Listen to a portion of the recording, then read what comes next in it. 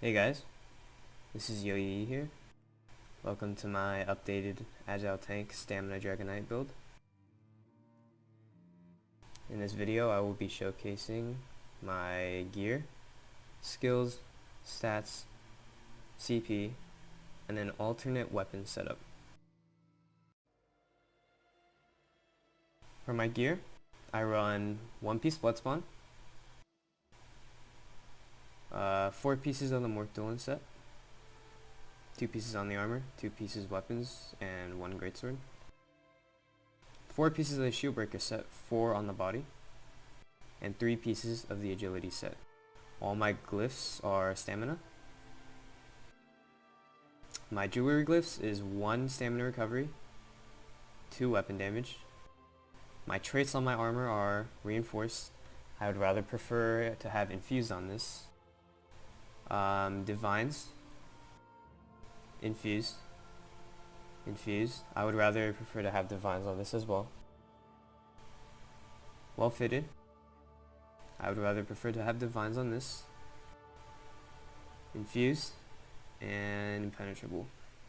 I would again rather have divines on this. Basically, I would rather have all divines on small pieces of armor and infused on big pieces of armor. However, I cannot pass up impenetrable. I do recommend it. It can make you incredibly tanky. Now, my neck, it is robust, and both rings are healthy.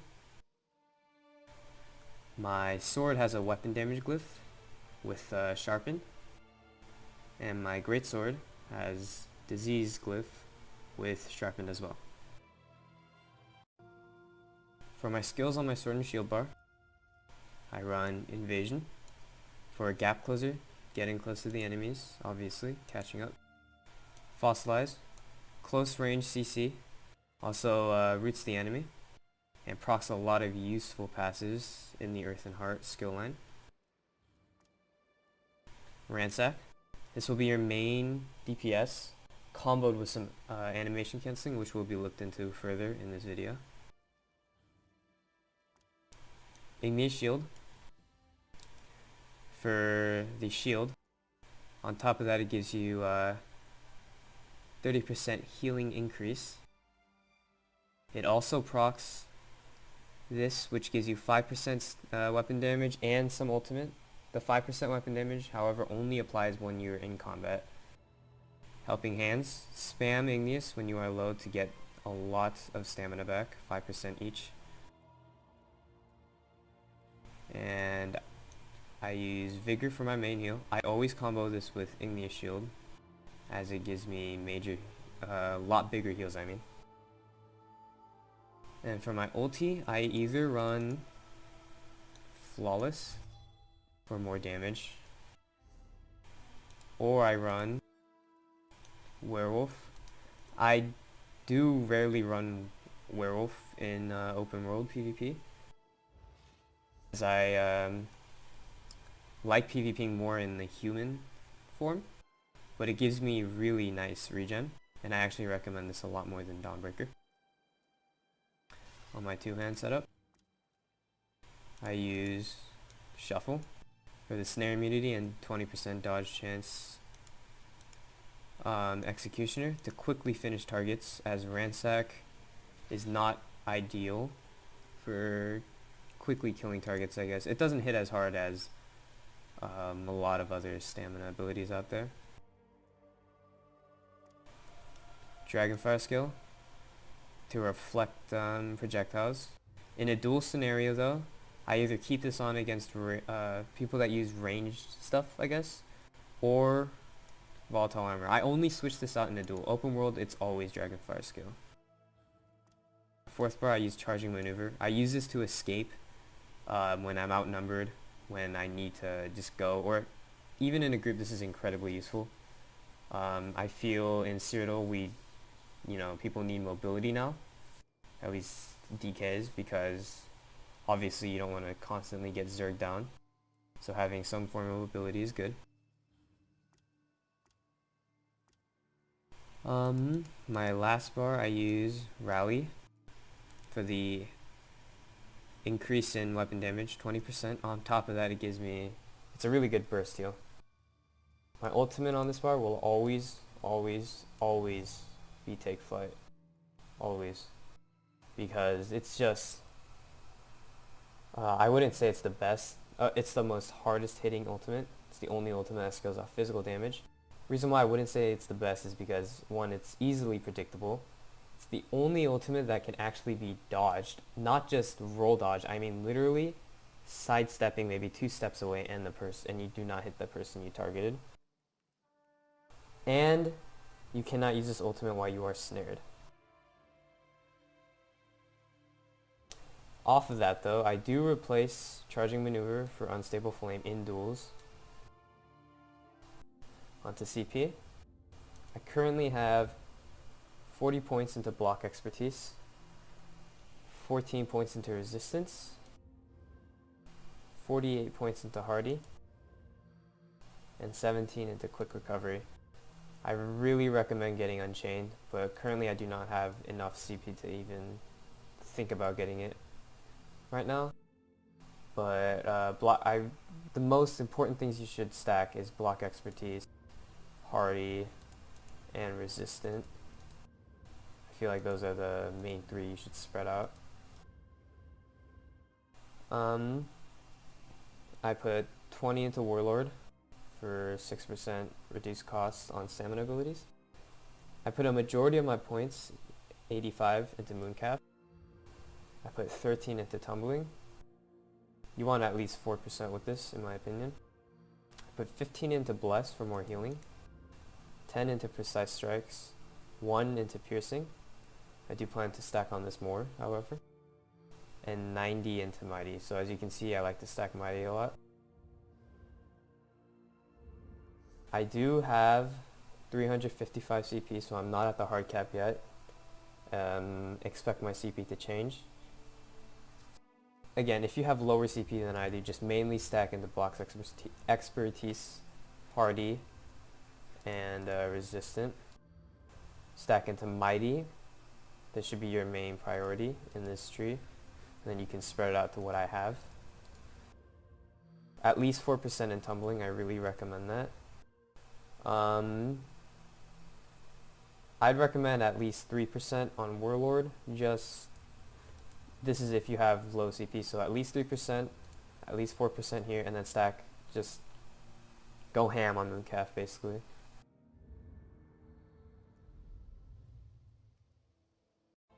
These are my stats buffed with Rally. Keep in mind, I always keep Rally up in PvP. Always. Just because the damage boost is really nice. I have 29,884 stamina, 1k magic recovery. Health recovery really does not matter unless you specifically build towards it.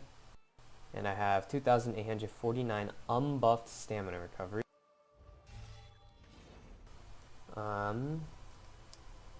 2,907 weapon damage with just Rally. Keep in mind, I also keep Igneous Shield up in combat. It currently does not show on the stats page because I am not in combat.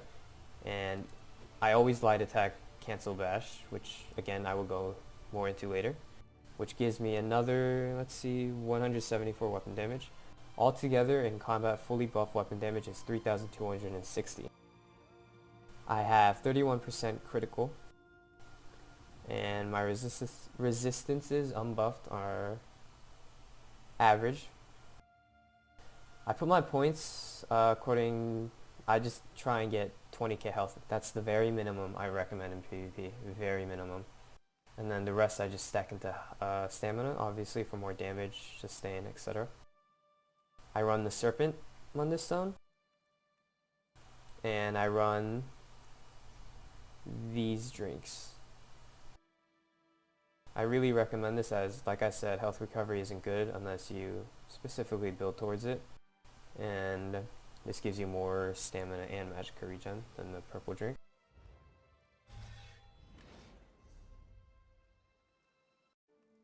Now I would like to show you guys an alternate PvP setup that I use, different weapons. All I do is I replace my sword and shield with a random bow. currently have the Master's Bow, I think this is the best choice actually. The reason why the bow doesn't really matter is because you're not going to be spending your time on your bow bar to DPS people. So this is why I also think the Master's Bow is the best, because if you use Poison Injection, you get 294 weapon damage.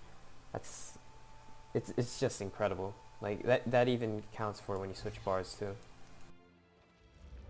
Anywho, gear stays the same. I just replaced my sword and shield with the random bow. On the bow bar, I run shuffle on the first bar. Open world, I use Dragonfire Scale, or in a duel against ranged people, I use Dragonfire Scale still, or I replace it with Fossilize. Poison Injection, and then Igneous Shield, Resolving Vigor, and you would want to keep Werewolf on your bar, as majority of the time you will be wanting to roll dodge on your bow bar, mainly because Hasty Retreat gives you movement speed buff. And you would have more regen on this bar obviously with Werewolf. On my two-handed, Critical Rush, Executioner,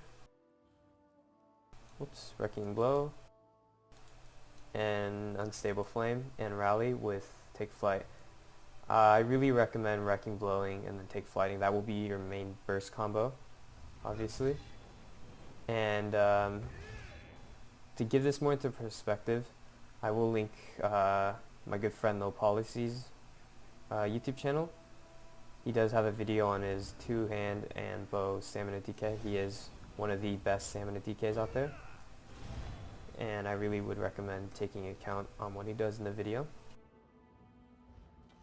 Now my stats on this, I have a little bit less stam than I did on my sword and shield. I have obviously less stam recovery as my werewolf is on my bow bar. I have near 3k unbuffed, or with just rally I mean, no igneous.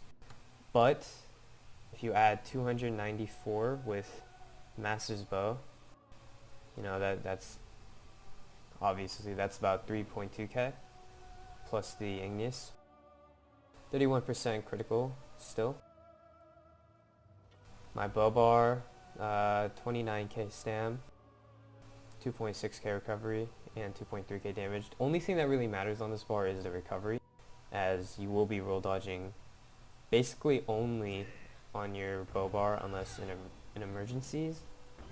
A good tip is to dodge cancel a lot. So for example, if I'm running but I'm kind of running low on stam, I would igneous and cancel that with the dodge, but obviously going forward, so like that.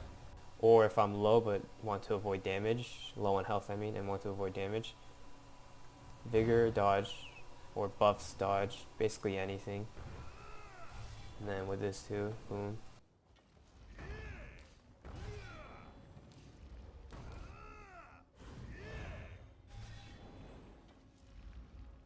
And that's all for this weapon setup.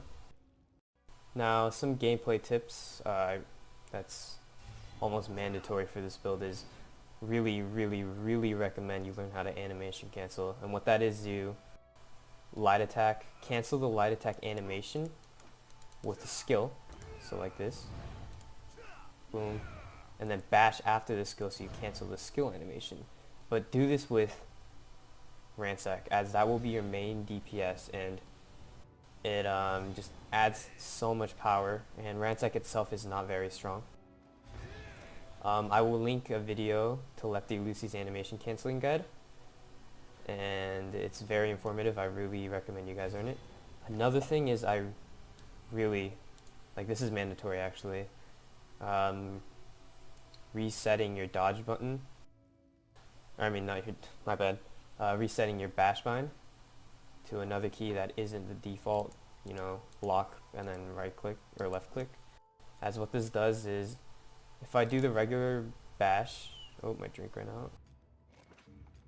But yes, if I do the regular bash, you can quickly see my stam regen goes to 0, and this does affect you, as if you're gonna cancel bash, you might miss a stam regen tick and miss out on a whole 2.8k stam regen, 2.9k almost actually. So what this means is, you know, if you set your bash to another binding, you can see I'm spamming it. But as you can tell, my stam regen, if you look really fast, does not actually go to 0. Not once. Boom. Not 0. So it just really saves you a lot of stam. That's basically all the tips, really. If you want, I guess, more in-depth, I can say keep rally, save that until your rally timer gets really low, as it does heal more based on how long it's been up. Always keep shuffle up. Maybe reapply it when you have snares on you. This build is in 6 medium. I would do 7 medium, to be honest. I know a lot of people are saying, oh, undaunted passive, stuff like that, but honestly, I could care less about max stats. Like, I mean, I really recommend you have a lot of max stats, but the thing is, I would have more sustain, as I already do have high stamina already, and 7 medium does actually make a lot of difference compared to 5 medium, as it gives you that little bit of regen and that little bit of reduced cost that all builds up in a big fight and will help you sustain more. So yes, since I am in medium, I can roll dodge, block, not perma block. You just can't perma block with medium armor unless you basically build for it in a way with high stamina, etc., etc. But yeah, there's a reason why I call this the Agile tank. You know, for a sword and shield, you're mobile. In the eyes of a bow user, obviously they're going to be more mobile, but you know, I do keep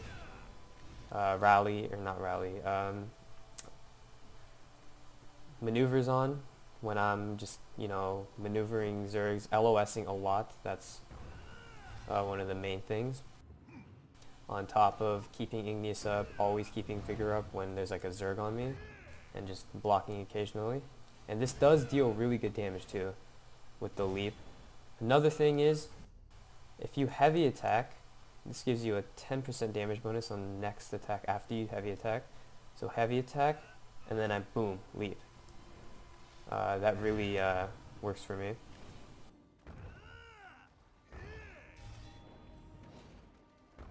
And I think that's all I have for the gameplay tips. Now, some final words. This build, well, DKs in general with sword and board, it's kind of hard to 1vx now, especially with all the Zergs. Like, no, that's just the main reason. There's Zergs everywhere. I 1vx, I get Zerg. I 1vx, I get Zerg. And that's one of the reasons why I haven't been making much clips. I also have been really lazy, I will admit that, as it took me a while to get this build video out.